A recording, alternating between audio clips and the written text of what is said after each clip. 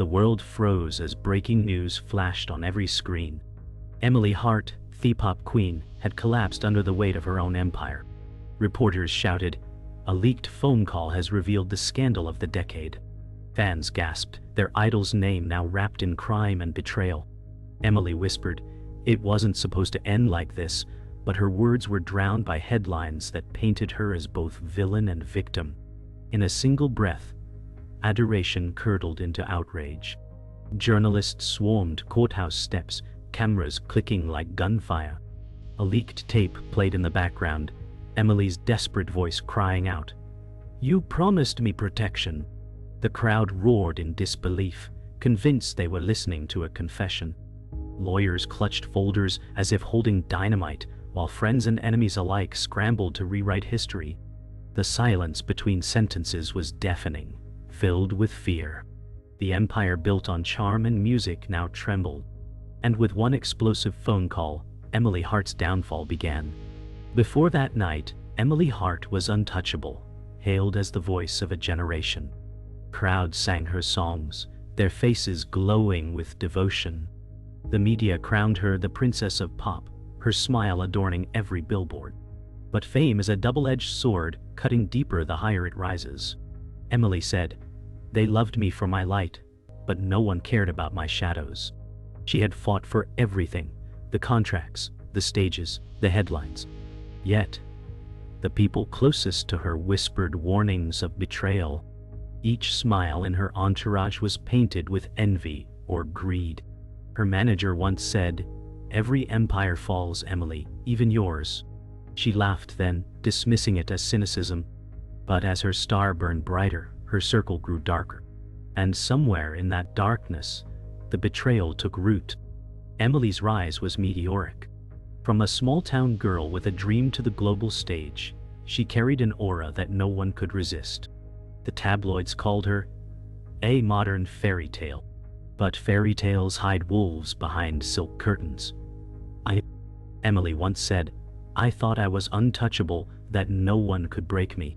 Yet power attracts enemies, and shadows gather when lights grow too bright. Her concerts became spectacles, each night a glittering battlefield where she fought for applause. Every note masked the exhaustion etched in her face. Behind the glamour, Emily's gaze often drifted to the sidelines, where rivals and opportunists lingered like vultures. And though the world cheered, she began to wonder who among the clapping hands wished for her fall. The cracks began small. A whispered rumor, a leaked photo, an argument caught on tape. Emily's voice trembled as she said, "They're turning my life into a spectacle." Paparazzi followed her like wolves circling prey, capturing every stumble, every tear. Headlines screamed betrayal before she even knew who betrayed her. Her enabler, her assistant Mark, warned her, "You can't trust anyone, not even the ones in your own home." She brushed it off, clinging to the illusion that loyalty still existed. But the vultures had already taken flight, circling higher, waiting for the kill. Thorn hit with the phone call. In the dead of night, Emily answered, her voice breaking as she whispered, "Tell me this isn't true." On the other end, silence hung like a blade. Then came the words that shattered her world. "It's all out, Emily. They know everything." Her knees buckled, and the phone slipped from her hand. The empire built on applause was collapsing in real time. Outside, thunder roared, rain slamming against glass as if mocking her downfall. The news spread faster than lightning, each headline a nail in her coffin. Her legacy, her fame, her secrets, stripped bare in one moment. And in that silence after the call, Emily knew the fall had only just begun. Spotlights did not find Emily Hart by accident. She chased them from empty bars to sold-out arenas with a hunger that felt holy. She said, "Every note was a door I kicked open." The industry loved her smile and ignored her scars. A viral single crowned her fast, and the crown grew heavy. In interviews she joked about fear, then laughed as if fear were a pet. Mark Rivera said, "Keep moving and it can't catch you." She moved. The first platinum plaque smelled like paint and promises. Contracts stacked like glass towers, glittering and cold. Then came Adrian Cole, a meteor in designer boots and a voice like velvet threats. Adrian said, "I can make you untouchable."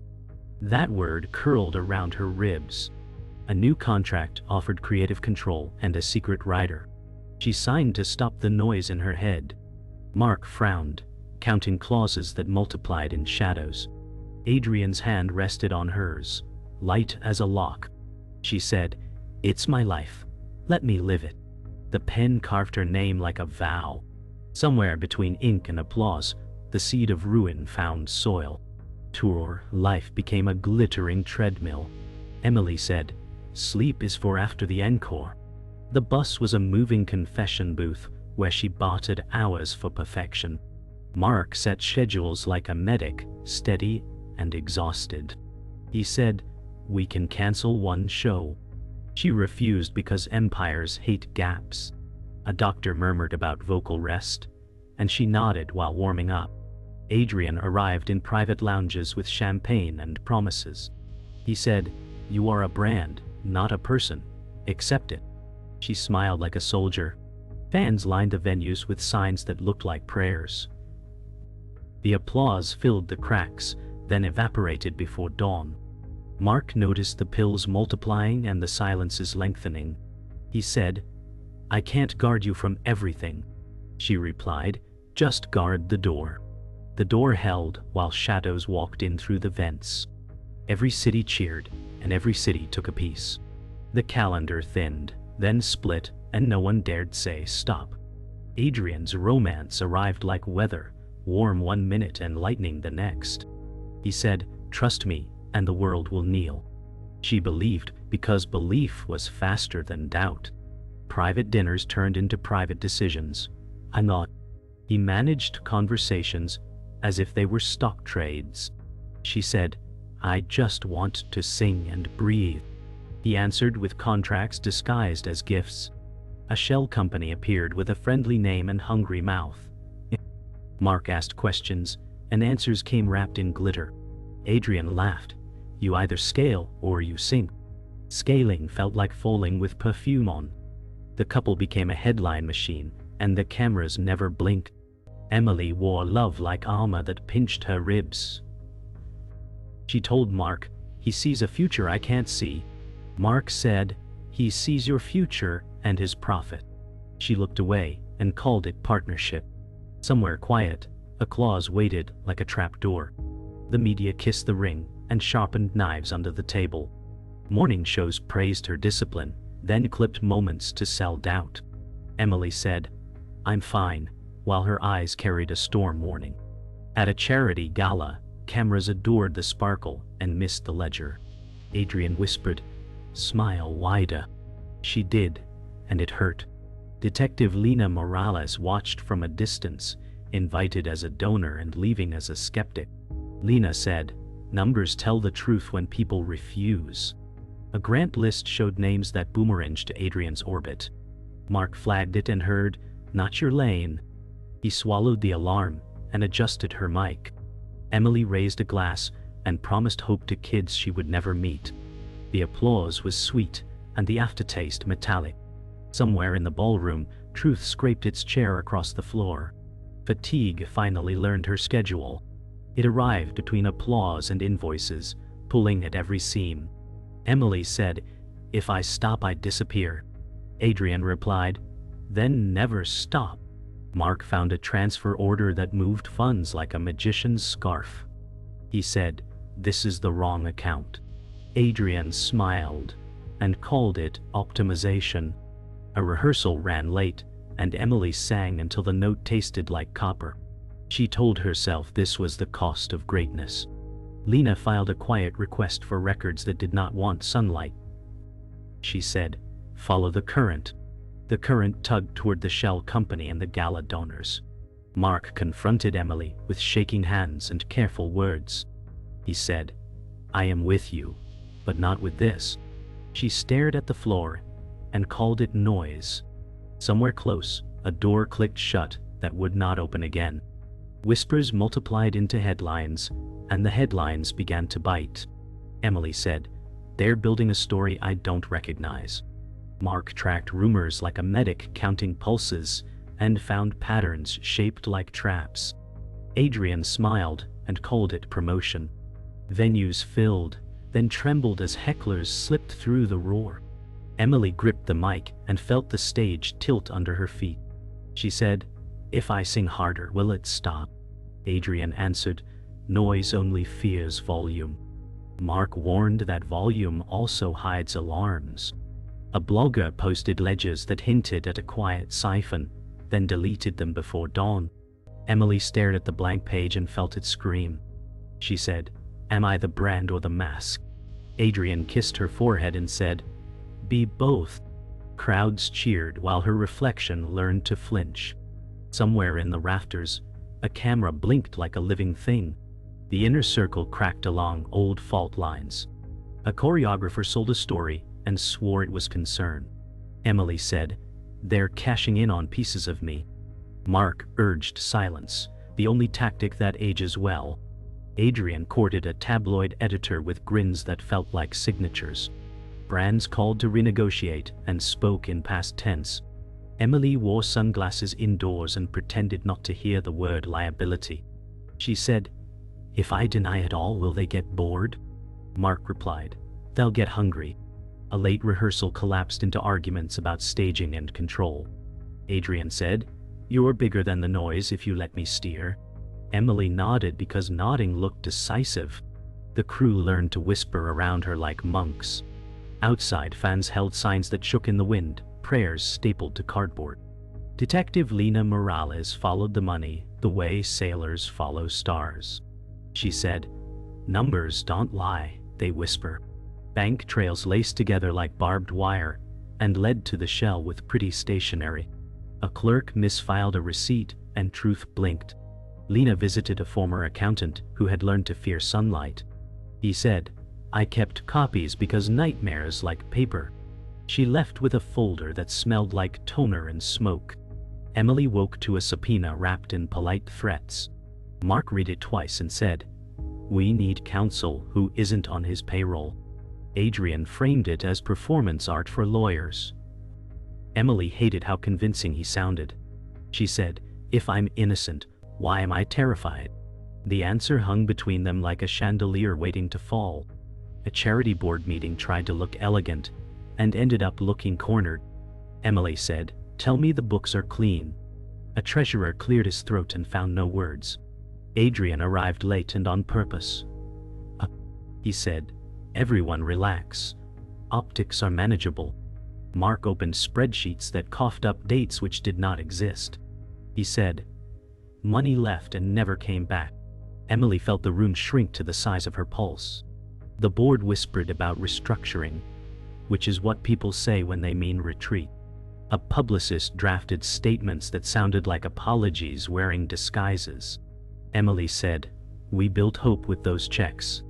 Adrian replied, "We built momentum." The difference felt like a scar forming in real time. Night fell like a verdict that would not speak its name. The apartment windows rang with sirens that never stopped by. Emily said, "I can't tell what is rumor and what is warning." Mark urged her to shut everything off and breathe. Adrian paced and rehearsed charm like a weapon. He said, "We pivot tomorrow and reset narrative." Emily stared at the phone as if it had teeth. The silent witness within her staff finally texted Mark a single line. It read, "Check the recordings."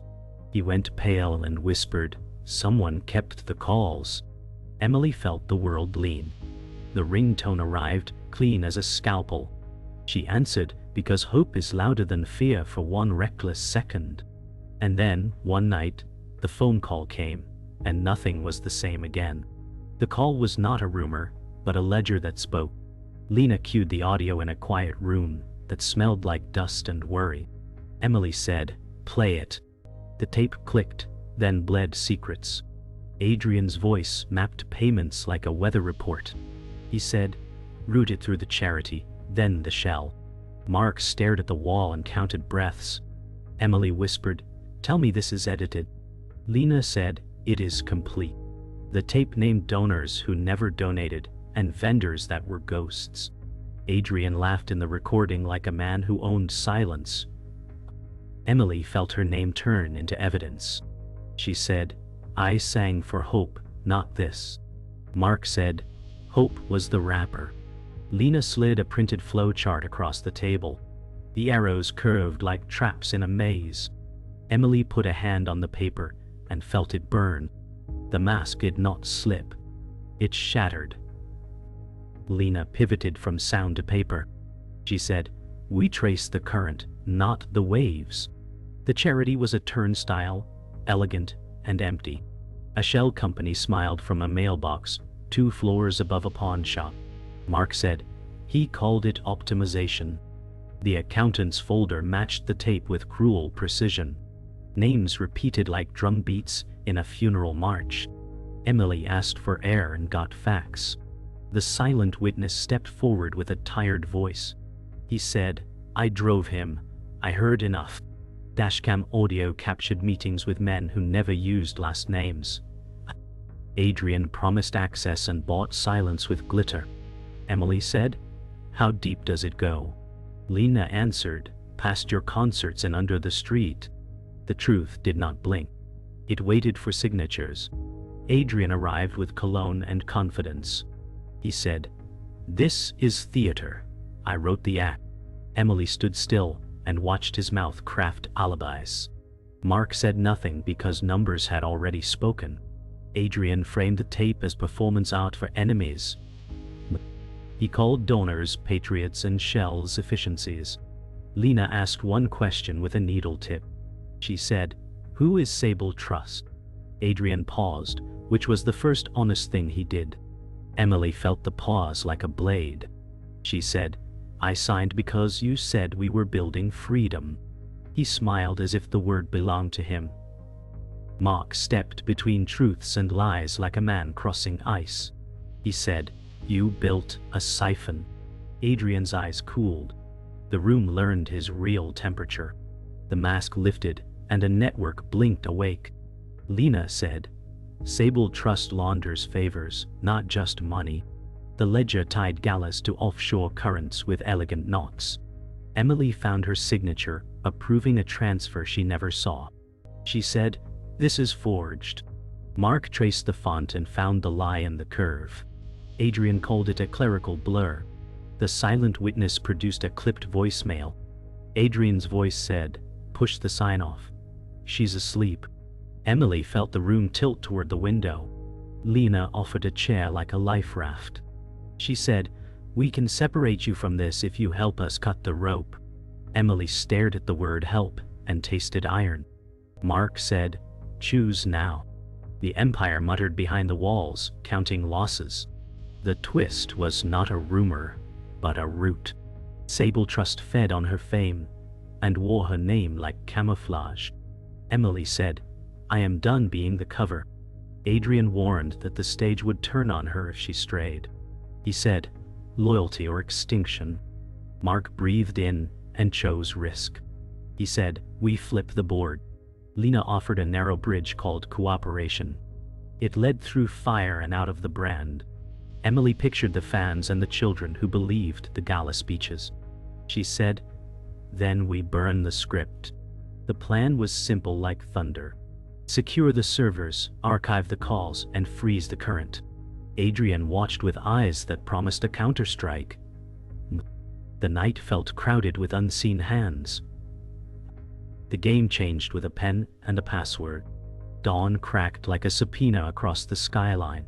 Sirens braided with gulls and headlines. Emily said, if I run, I prove them right. Mark answered, if you stand, you might survive. The warrant hit the penthouse door with perfect timing. Officers moved with quiet grammar and steel patience.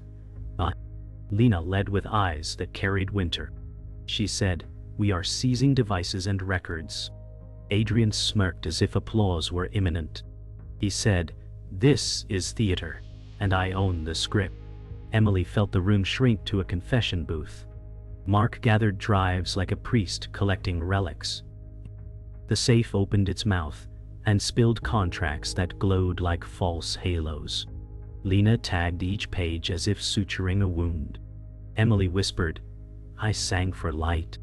The city replied with static. A camera blinked red from a corner shelf. The empire watched its own arrest. The courthouse steps roared like a stadium that forgot mercy. Reporters lobbed questions as if they were stones. Emily said, "No statement today." Flashbulbs answered with hunger. Adrian told the lenses, "We welcome the truth." Mark stared at the pavement and counted breaths to 10. Lena said, "No questions," and guided them through the metal hum. Inside, the hall smelled like paper and judgment. A clerk read charges that tasted like rust. Emily heard her name echo and split. She said, "I will plead not guilty." Adrian grinned at the echo as if it were his. The judge measured the room with one tired glance. Terms were set, and freedom shrank to a schedule. Outside, fans argued with ghosts. The doors exhaled the story back into the world. Arraignment felt like a metronome that ticked in handcuffs. The prosecutor outlined flows of money that curved like hooks. Lena's exhibits clicked into place without fanfare. Emily said, "I never ordered any transfer." Adrian leaned back and rehearsed indifference. He said, "My client was misled by staff." Mark flinched at the word staff like a bruise. The judge asked for clarity and got architecture. Charts threaded the charity to Sable Trust with clinical grace. Emily watched lines strangle her signature. She said, "Those approvals are forged." The room leaned toward the projector. Lena added a voicemail that silenced side whispers. Adrian's jaw learned gravity. Bail conditions landed like lead on velvet. Outside, the sky brightened as if mocking the gloom inside. The betrayal chose center stage without warning. Noah stepped into the light with a voice built from sleepless nights. He said, "I drove him to unlisted meetings." The dashcam audio unfurled like wire. Adrian's voice mapped times and amounts with casual precision. Emily closed her eyes and saw the rooftop dinners crack. Mark whispered, "This is the spine." Lena nodded once, letting silence finish the line. Adrian snapped, "Context matters," and found none. The gallery shifted as if one body. The judge marked each exhibit like a toll gate. Emily said, "I was not the hand on the lever." The room accepted the statement and waited for blood. The day ended with a calendar that promised heat. Everyone left heavier than they arrived. Verdict week arrived like a drum that refused silence.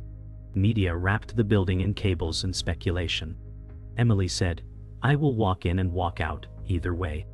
Mark answered, "I'm beside you."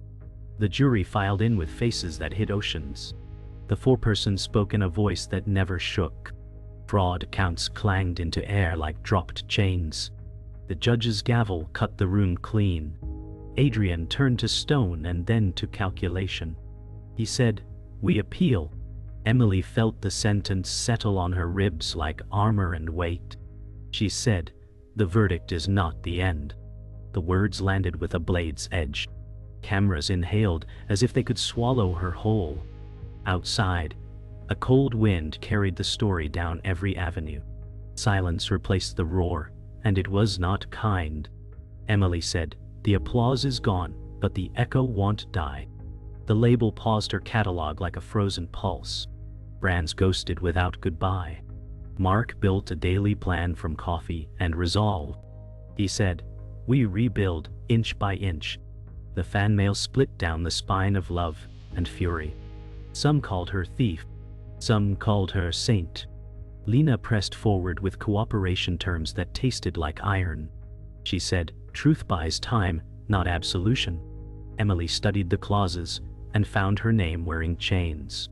Adrian's appeal fluttered on talk shows like a wounded bird. She turned off every screen and faced the window. The city kept breathing without her. The mansion emptied like a throat clearing. Movers wrapped memories in plastic. Emily said, "This house was a costume." Mark inventoried trophies that felt like fossils. He said, "We keep the masters and the truth." Paparazzi idled at the curb, waiting for grief to step outside. She stayed inside in folded gowns that once felt invincible. The piano keys smelled like dust and nights that will not return. Lena called with a list of deliverables shaped like steps. She said, "Walk them, and you live smaller, but straighter." Adrian's lawyers sent letters that sounded like smoke. Emily signed release forms with a steady hand. She said, "Let it go before it owns me." The door closed on what used to be hers. A quiet studio waited like a confession. Emily said, "If I sing now, it must bleed truth." The engineer powered on with gentle hands. Mark dimmed the room and exhaled the past. A mic stood in the light like a witness. She recorded a stripped demo. No glitter, only bone. Lena listened later and heard a person, not a brand. She said, "This is not a defense, it is a record." Blogs argued about sincerity as if it were currency. Adrian gave a statement about artistic pivots and legal nuance. She ignored him and tracked a second take. The note cracked and held. Mark whispered, "Keep this." The song did not beg. It endured. The charity's books reopened under new hands. Emily said, "Audit everything, including my shadow." A new board formed with faces that did not want cameras. Mark drafted a statement that refused cosmetics. He said, "Funds will return before the chorus." Refund checks left like small birds. Lena watched from the edge and did not smile. She said, "This is restitution, not redemption." A clinic sent photographs of refurbished rooms that glowed with clean paint. Emily stared at the images and finally cried without noise. Adrian mocked the gesture on a broadcast and called it spin. She let the insult fall through the floor. The work kept moving, page by page. The exile turned into a routine that did not hate her. Emily walked pre-dawn streets and counted breaths instead of likes. She said, "Small is not failure." Mark booked a modest venue with bad sightlines and honest air. He said, "No press, just people." The crowd arrived as if visiting a friend in recovery. She told them, "I am learning the cost." The new songs landed on plywood and hearts. Lena texted a single line that mattered. She wrote, "Cooperation approved. Sentence reduced if sustained." Adrian launched another interview that sparked and fizzled. Emily ended the set without fireworks and bowed to quiet. She left by the side door and felt lighter than the posters remembered. The night held. Morning carried a thin light that did not forgive. Emily said, "Today I meet what's left of me." She stood in the small kitchen and tasted metal in the air. Mark brewed coffee that smelled like a truce. He said, "You kept standing. That counts." A letter from the charity board lay open, brief and clean. It thanked her for restitution and refused her return. Emily said, "I understand." The words felt final and right. Lena called and spoke like stone. She said, "Cooperation complete. Sentence terms will reflect it." Adrian appeared on a screen in a lobby interview, smiling with sharp edges. He said, "History will correct itself." Emily turned the screen face down and breathed. She said, "History belongs to the ones who keep walking." The industry sent invitations shaped like traps and tests. Emily said, "No more crowds that eat me." She chose one interviewer with a spine and no perfume. The studio was small, the chairs honest. Mark adjusted a mic and nodded once.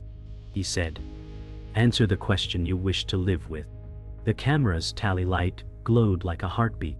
Emily said, "I failed at vigilance and learned consequence." The host asked about Adrian. She said, "He sold power, and I bought a cage." The host asked about the music. She said, "It is smaller, truer, and mine." The crew lowered their eyes as if in prayer. The red light dimmed, and the room felt lighter than the story. Adrian launched a counter-narrative with mirrors and slogans. He said, "I was a steward, not a thief." Streams clipped his quotes into confetti. Lena filed the final brief with patient precision. She said, "Paper outlasts spin. Noah released a sworn statement that walked the timeline step by step. He said, "I drove, I heard, I recorded." Emily read it and shook once, then settled. Mark said, "The noise will peak and pass." She answered, "Let it." The city's night swallowed another panel show. Adrian smiled at a question that finally cut. He said, "No comment." The camera lingered on the pause like a bruise. A small theater opened its doors to a line that did not waver. Emily said, "One room, one truth." She walked on stage with no screams and no pyrotechnics.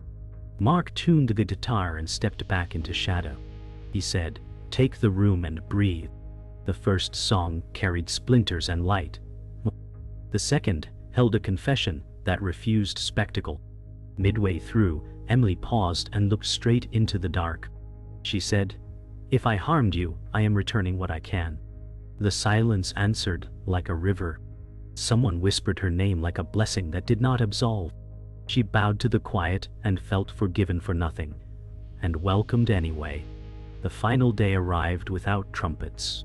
Emily walked the courthouse corridor with shoulders level. She said, "I will not vanish, even if I must disappear." The judge spoke terms that fit inside a human lifetime. Restitution stood. Restrictions stood. Mercy stood a step behind duty. Lena said, "You kept your part." Mark squeezed her hand once. He said, "We keep going." Outside, cameras waited for spectacle and got restrained. Emily faced them and chose a single line. She said, "In the end, I was not destroyed by my enemies." The wind paused as if listening. She finished, "I was destroyed by myself, and I am rebuilding with what remains." The words fell like steel and stayed.